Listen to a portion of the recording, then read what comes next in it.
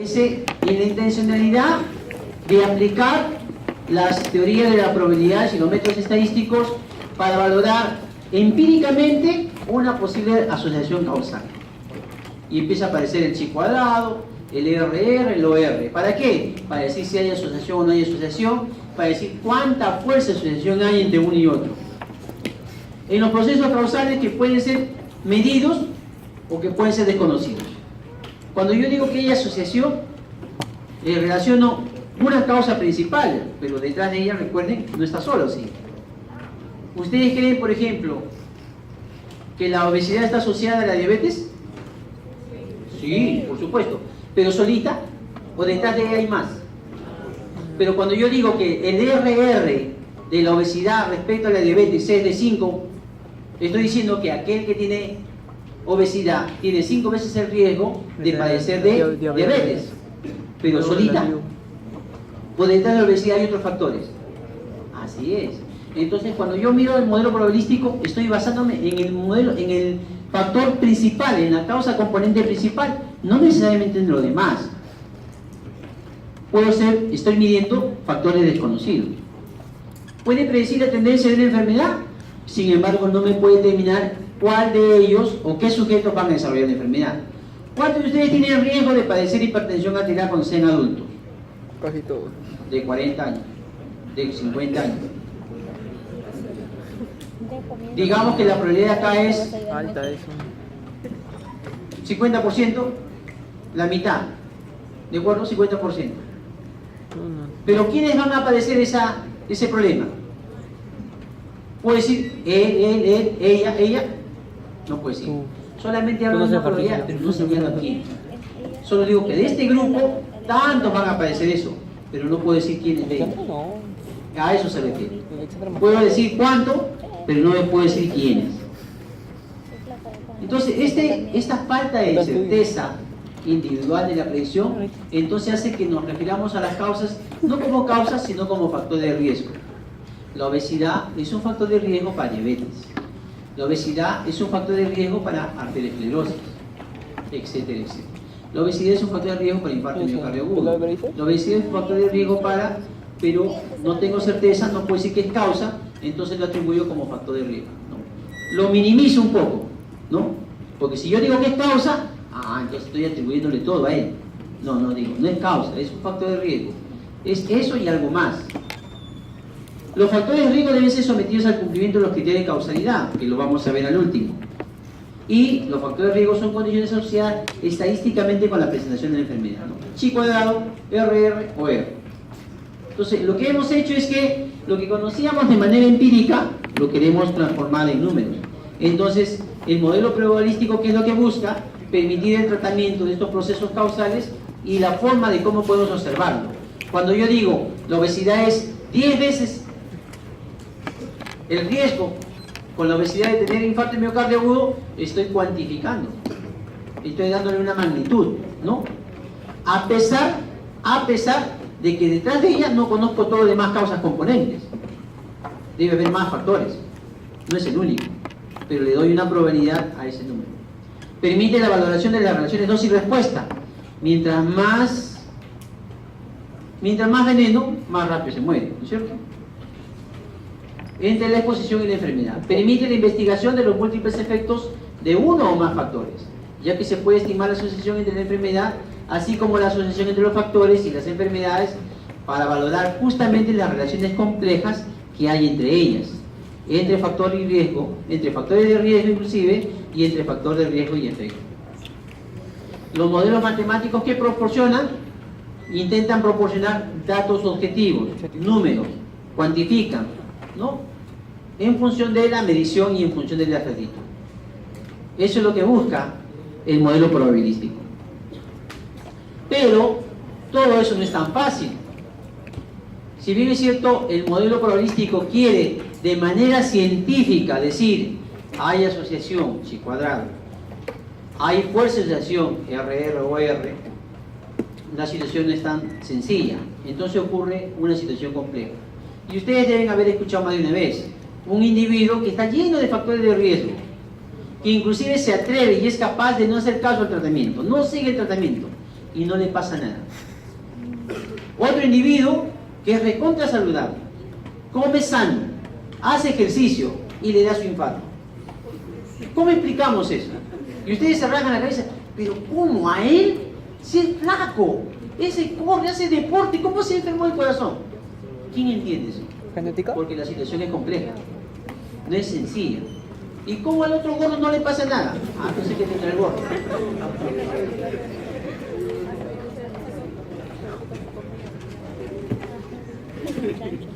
Entonces, empezamos que en el siglo XIX y en el siglo XX empezaron a haber una serie de descubrimientos que cambiaron un poco la concepción de la causalidad.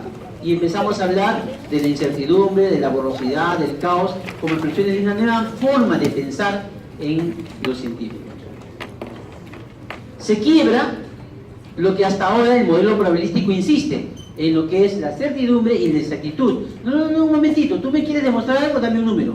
Dime cuánto está asociado, cuánto es la fuerza de acción. No, dame, calcúlame el R y lo R. No, un momentito, la cuestión es tan sencilla y más compleja. No.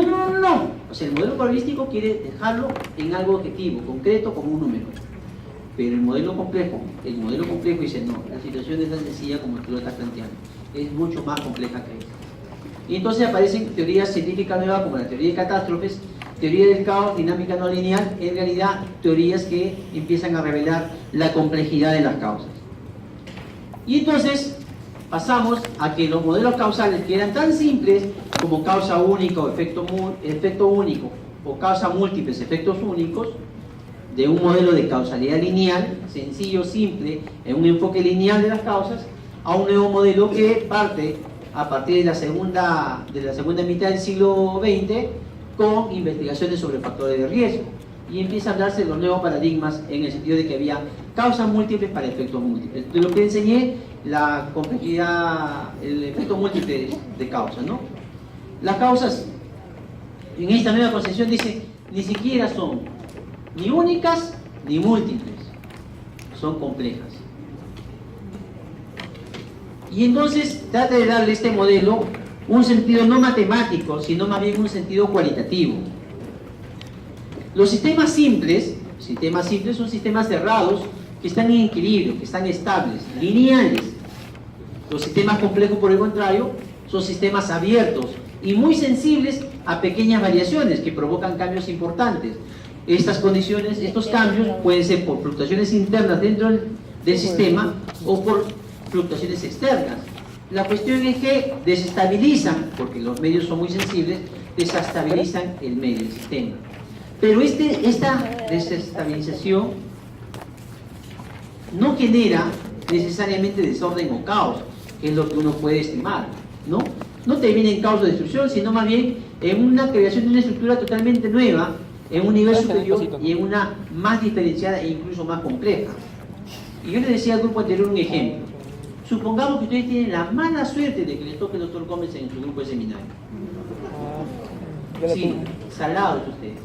2 veces. Y es peor, van a la primera clase de seminario y el doctor Gómez, ese doctor, les clava un 0 en procedimiento. Y ustedes salen del seminario traumados. Ah, sí, ya me puso un 0. Y encima en el paso corto tienen 4. Entonces, No la ¿qué mires, va a no la esperar? mires. ¿Qué esperaría? ¿Qué es lo que comúnmente ocurriría? No la mires. Uy, ese alumno se cae, las siguientes clases sigue siendo mal y termina jalando. Pero no, ustedes, excelentes alumnos, San Martín, ahora dicen, ah, no, el doctor Gómez no me va a vencer. Para la siguiente semana, me preparo bien, estudio bien, y paso corto, 20, procedimental, 18. Y la siguiente semana igual, y está su promedio entre 18 y 20, 18 y 20, 18 y 20. ¿Qué es lo que normalmente uno debería esperar? Que el alumno se deprima y no rinda. Pero no, ustedes respondieron adecuadamente. Esa complejidad del alumno de medicina, es decir, si se cae o se levanta, ese es el sistema complejo. Yo esperaría más bien caos y desorden, catástrofe, alumno jalado. No, ustedes se levantaron, lo tomaron como reto y empezaron a estudiar y tienen buenas notas. A eso se refiere eso, viendo de una manera práctica. Por eso es que la causalidad compleja no niega la existencia de la causalidad lineal, no niega lo simple. Sí existe, hay. El virus de la raya, por ejemplo, es el modelo más simple. Hay virus en los murciélagos muerden al perro, el perro muerde al humano, se produce la rabia, 100% de los casos, 99.9 se muere. Eso es simple, no hay mucho que discutir ahí. Pero, lo que sí te dice este modelo de complejidad, que te permite estudiar un sistema que es complejo en la naturaleza, desde una perspectiva pensando en lo complejo. Entonces empiezo a rayarme y digo, pero entonces, ¿por qué el murciélago tiene rabia? Ya pues, el murciélago con rabia debe morirse de rabia y ahí muere la rabia. No sigue siendo la rabia. Entonces, la cuestión es más compleja de lo que pensaba que era sencillo. ¿Cómo hago para eliminar la rabia dentro de los murciélagos? Eso sería el kit. Elimino la rabia en los murciélagos, elimino la rabia en el mundo. Pero es sencillo. A ver, elimina los murciélagos. A Batman te metes. Los sistemas no complejos se pueden seguir estudiando desde la perspectiva de la simplicidad, pero los problemas debemos entender que son dinámicos, que a veces están en simples y luego pasan a ser complejos, y luego los complejos pasan a ser simples, ¿no? Virus de la rabia, recontra sencillo, hasta que lo volví complejo con cómo elimino el murciélago con rabia. Pero ya, me olvido de eso y empiezo a vacunar a los perros nada más. Elimino el perro con rabia, eliminé la rabia en la población. Los complejos lo volví simple.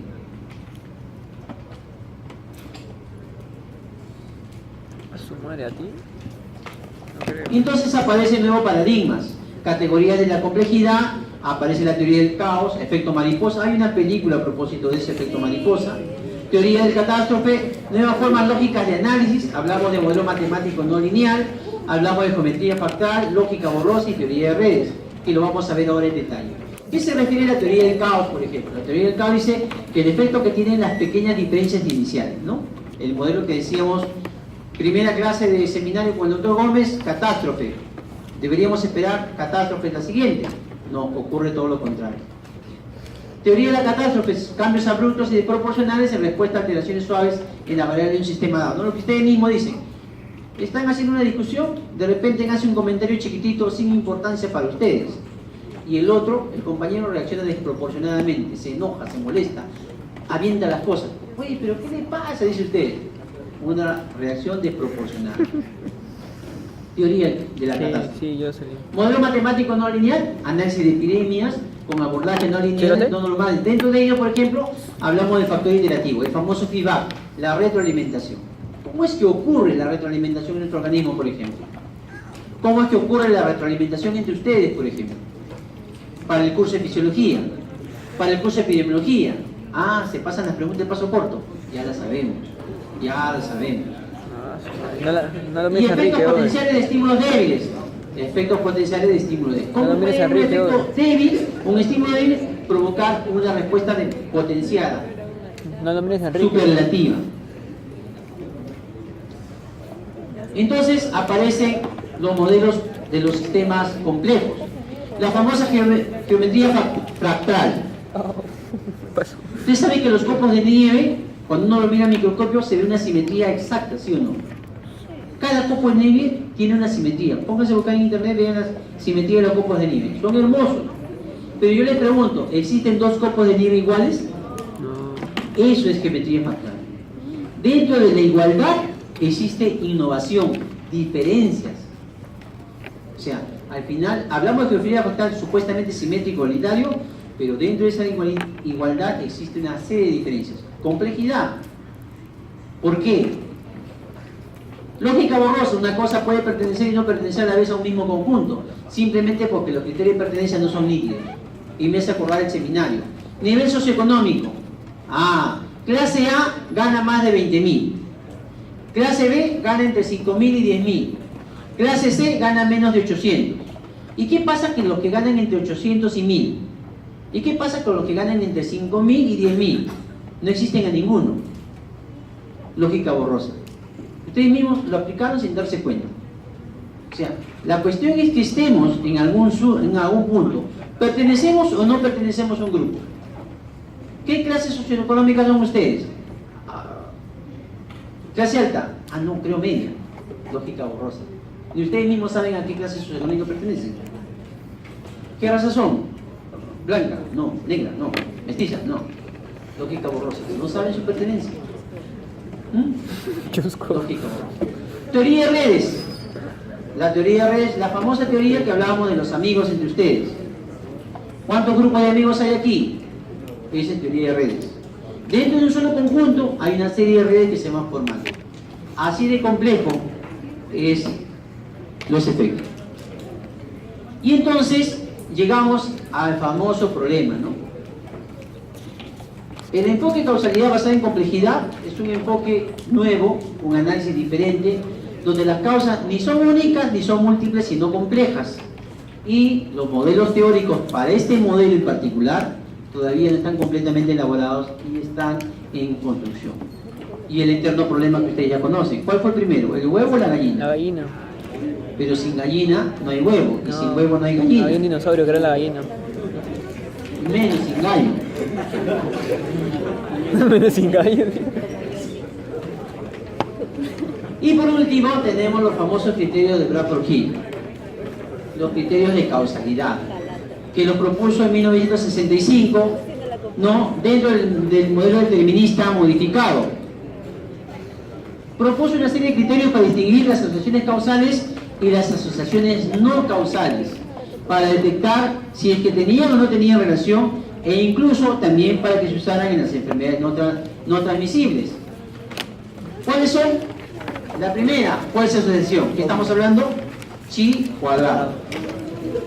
¿No es cierto? ¿No?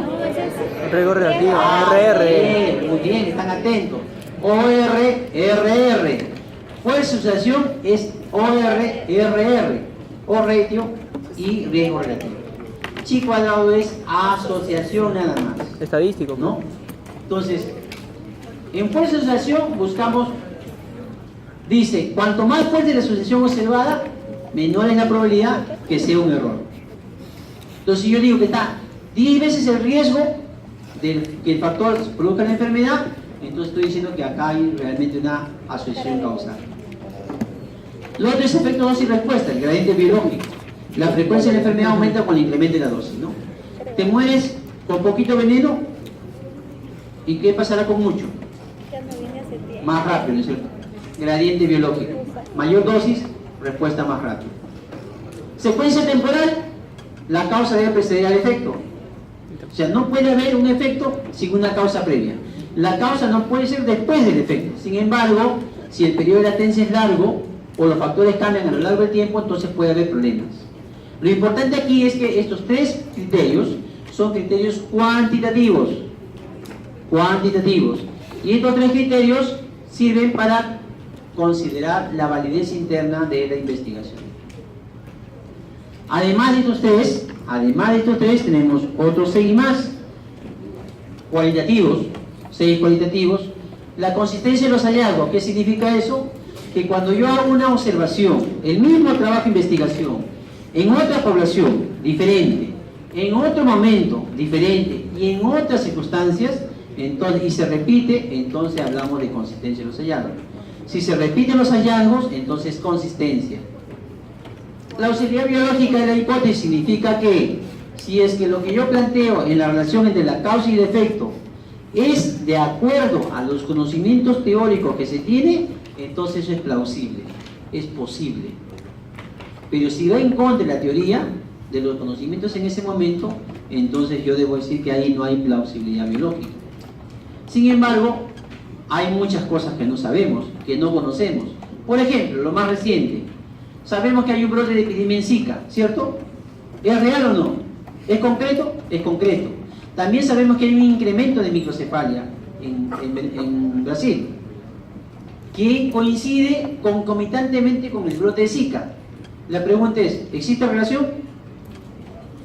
La lógica humana dice que sí, pero hasta ahora no podemos asegurar porque nos falta la plausibilidad biológica. ¿Cuánto conocemos de Zika? No conocemos mucho de Zika.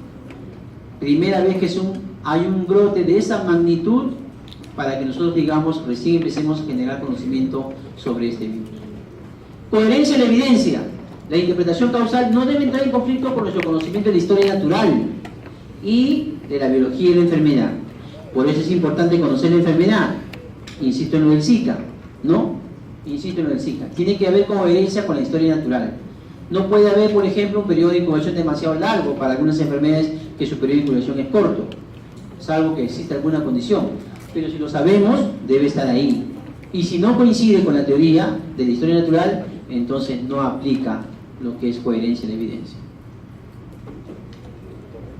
Y los últimos tres se refieren a especificidad de la asociación, es decir, indica que una causa produce un efecto particular. Y en el caso de que esa causa no estuviera presente, no tiene por qué haber la enfermedad. Sin embargo, eso aplicaría muy bien para causas únicas, pero ya hemos dicho que la causa única no existe. Entonces, la multiplicidad de causas y efectos es la regla, por ello que apoyan que la asociación causal puede estar apoyada, pero su falta de asociación no tiene que ser negada a través de este criterio.